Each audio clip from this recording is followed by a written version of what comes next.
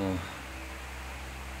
사실 저녁 때 이제 유튜브를 찍으면은 거의 뭐 일하다가 초췌한 모습으로 합니다. 지금 살 많이 빠졌죠. 많이 빠졌습니다. 좀 조절하고 있죠. 자, 오늘은 갑자기 일을 하다가 며칠 전에 어느 손님께서 오셔가지고 했던 얘기가 귀에서 맴돌아서 한번 정리를 해놔야겠다라는 생각이 들어서 말씀을 드릴게요. 여러분들, 우리나라에 주실성 호두나무를 도입한 원조는 누구일까?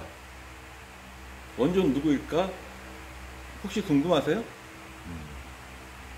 뭐 중요한 일은 아닙니다. 하드웨어. 자, 무엇이 원조이냐가 중요한데, 자, 일단 저는 아닙니다. 저는 한참 뒤에요. 그럼 누가 원조이냐? 사실은 저는 중국에서, 아직 우리 국내에서는 만나 뵙지 못했어요. 근데 그분께서는 제가 볼 때는 전략을 좀 잘못 세우신 것 같고, 중국에서 오히려 거꾸로 들었습니다. 중국에서 뭐 한 10여, 제가 가기 한 10여 년 전에 호두나무를 가져가신 분이 계시다. 그분이 처음 가져갔었다라고 얘기를 들었어요. 아마 그분께서는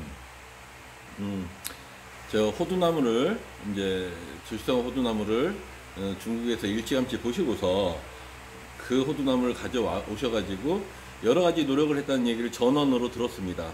즉 실령에다가도 접목을 해보고 여러 가지를 해봤는데 많이 실패하셨대요. 실패하셔서 그분께서는 그렇게 접목을 해가지고 새로운 품종으로 등록을 해가지고 품종으로서 이제 보급을 하려고 했는데 전략적으로 조금 약했던 것 같아요. 그래서 그분께서는 이제 뭐 가져온 300주 중에 뭐 약 20여 주가 살았다가 나중에는 그 뭐 접목용으로 활용을 하시다가 접목에서 실패하셔가지고 그만 이제 도태된 거죠. 그럼 그 다음에는 누구 있냐? 예, 사실은 제가 아니에요. 그것도 제가 아니고 사실은 여러분도 알만한 분입니다. 저기 일산에 계신 분, 그분께서 이제 갖고 오게 됩니다. 그분은 원래 난 같은 걸 수입하던 분이었는데 그 중국 유학생이, 한국에 나와 있던 중국 유학생이 중국에 이런 호두나무도 있다라고 해가지고 도입을 하기 시작한 거예요. 그럼 몇 주만 시켜봐라 라고 해서. 그런데 그 당시에 그 사장님은 중국에 가보지도 않고 그냥 그 아르바이트생이 이런 게 이렇게 있다라 하니까 그냥 한번 시켜봐라, 이 정도 개념이 된 거예요. 그래서 제가 중국에 가서 깜짝 놀랐던 게, 거기를 만났는데 중국 쪽 사람을 만났는데 그 상대방하고 만난 적도 없고 계약서 쓴 적도 없다, 뭐 이런 식의 얘기가 되더라고요. 그래서 제가 이제 가서 계약서를 작성하고 하게 됐죠. 그 다음으로는 뭐 여러 사람들이 이제 족보들을 갖다 쭉 까댄다면은 여러 사람들이 덤벼들기 시작했죠. 일산 쪽에 더 같이 붙은 사람들도 있었고, 저쪽에 붙은 사람들도 있었고, 조금 호두나무가 유행을 한다 그러니까 중국에서 아예 뭐 하신 분도 있었고, 뭡니까 그거 조그만 거 해보죠. 다른 거 하다가 뭐 이제 호두나무로 전업하신 양반도 있고, 그리고서 뭐 어디 다니면서 부업으로 하시는 분들도 생기게 됐고, 그래서 이제 뭐 이제 족보가 쫙 나뉘었습니다. 그런데 어찌됐든 제가 우리나라에서 제가 호두나무를 갖다가 홍보하고, 이런 호두나무를 홍보하고 많이 알리고, 또 한 가지 남들과 다르게 저는 소프트웨어, 하드웨어뿐만이 아니라 소프트웨어를 많이 가져온 것 같아요. 그래서 다니는 데마다 먼저 사실을 저는 이제 책자들, 그리고 논문들, 뭐 이런 소프트웨어를 굉장히 막 이제 찾아다녔죠.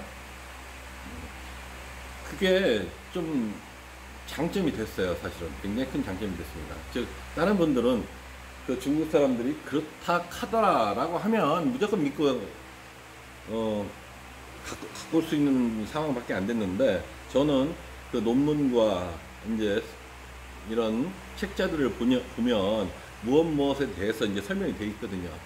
그리고 그것들에 대한 역사까지도 심지어 나와 있어요. 품종 개발의 내력까지도 나와 있고, 그 모본과 부분이 무엇이고 언제 누가 어디서 어떻게 몇 번째로 이렇게 이런 것도 다 나와 있어요. 그래서 그게 굉장히 큰 도움이 됐습니다.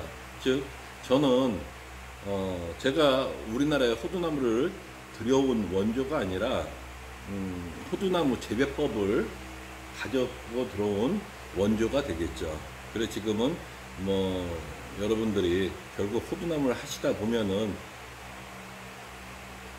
이제 저하고 연결이 되고 하는 이유가, 처음에 호두나무를 접하시는 분들은 저에 대해서 잘 모르실 거예요. 하지만 나중에 호두나무를 직접 키우고 하시다 보면 아쉬운 점이 생기고, 그리고 그때는 저한테 무언가 물을 게 있다, 그런 얘기를 하는 거죠. 이게 결국 소프트웨어의 파워입니다. 즉 스마트폰을 사서 연로하신 부모님들처럼 카톡도 안 하고 오로지 똑딱이 핸드폰으로 쓰느냐, 아니면 거기다가 앱을 깔고 여러 가지 활용을 하느냐, 아니면 저처럼 이렇게 다른 건 잘 뭐 관심도 없고 별걸 못해도 이렇게 핸드폰으로 유튜브를 찍어가지고 여러분하고 소통을 하느냐, 이거의 차이인 거죠. 즉 소프트웨어, 하드웨어만 들어와서는 문제가 되는 게 아니고 소프트웨어가 거기서 같이 돌아가야 한다는 얘기예요. 제가 어렸을 때 제 친구가 이런 얘기를 해줬습니다. 간접 경험의 중요성에 대해서 얘기를 해줬어요. 제가 좀 예전에는 무척 단순 무식했습니다. 쉽게 해서 딱 생각이 나면 이게 되느냐 안 되느냐 꼭 반드시 해봐야만 되는 성격이었어요. 직성이 그래 풀렸습니다. 그걸 바라보던 친구가 어느 훗날 얘기를 해주더라고요. 야 성구가, 너는 책은 왜 읽냐? 그래서 왜 그냥 읽지? 라고 했더니, 야 우리가 공부하고 책을 읽고 위인전을 읽는 것은 그건 바로 간접 경험을 위해서 하는 거다. 그런데 너는 떠오르면 무조건 한다면 그건 단순 무식하고 진짜 위험한 발상 아니겠냐. 가능한 간접 경험을 통해 가지고 이 위험을 피할 수 있는 방법을 선택하는 것이 인생을 사는 옳은 방법 아니겠느냐. 그때 저는 뜨악하고 아주 깜짝 놀랐고 굉장히 그 이후로는 좀 다른 삶을 살기 시작했거든요. 그게 10대였었는데 10대 때 그 친구의 그 한마디가 굉장히 참 중요했습니다. 자, 즉 그래요. 여러분들이 이 호두나무가 아무리 좋다 해도 그냥 여러분들이 하드웨어만 갖다가 여러분 논밭에 심는다고 다 되는 게 아니에요. 즉 여러분한테 조언 드리고 여러분한테 이거 이렇게 하세요 라고 할 만한 사람을 찾아야 하고, 그리고 그것을 그 간접 경험을 통해서 여러분들이 실패를 피할 수 있는 그러한 준비를 해야 합니다. 좀 약간의 뭐라고 할까요? 여러분을 끌고 나가 줄 사람이 필요한 거예요. 과연 그 사람이 하드웨어를 가지고 있는 사람일까요? 소프트웨어를 갖고 있는 사람일까요? 여러분 잘 생각해 보세요. 그게 간접 경험의 중요성입니다. 여러분 좋은 하루 되시고, 그리고 꼭 성공하는 호두 과원이 되시길 기원 드리겠습니다. 감사합니다.